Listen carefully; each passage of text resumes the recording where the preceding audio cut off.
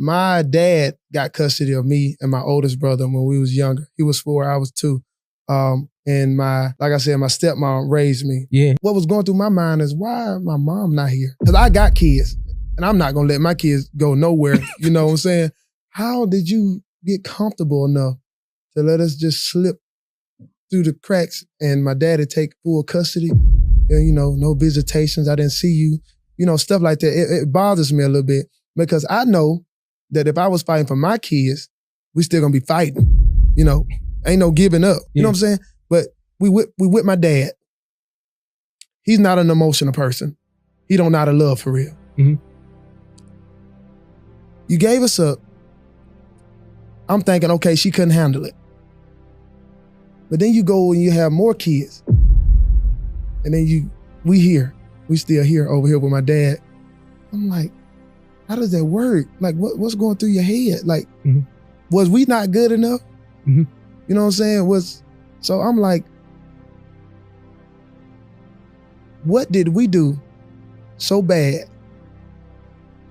to make you abandon us and then go have more kids? Mm-hmm.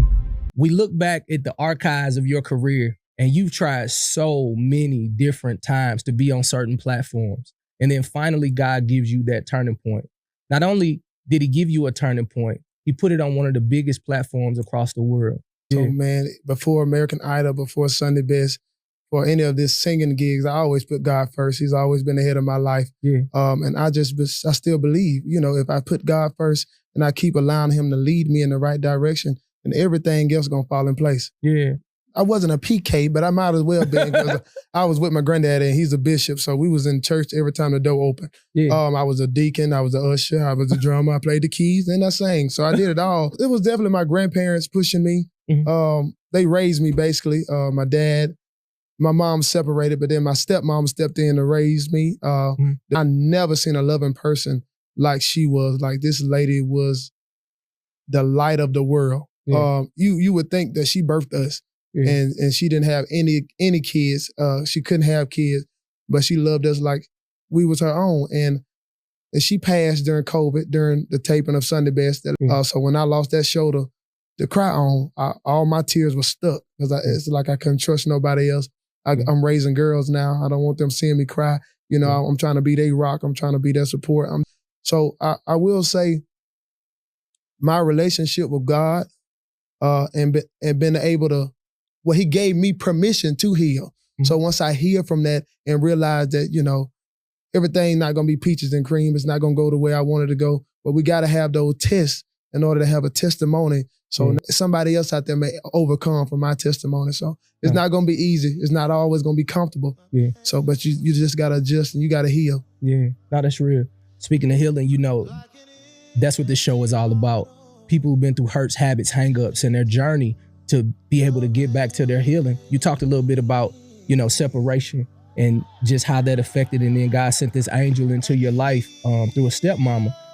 How do you think the effects of that kind of shaped your heart? Because we see you as a father. I'm a father of 4. So when I see you with your 2 girls, I'm like, yeah, baby, come on, show the strong black family. But how did that separation shape the strong connection now that you have with your daughters?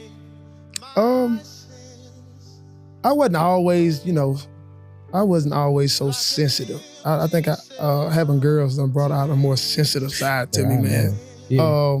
I was a hard body. I was doing whatever.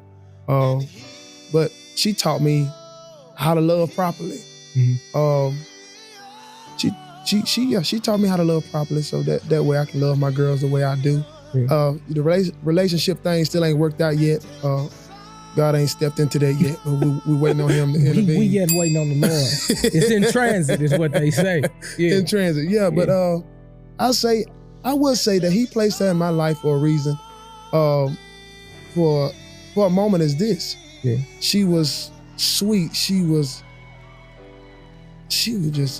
everything you could think of at my young age. And I could honestly say if she hadn't been there, I would not be here.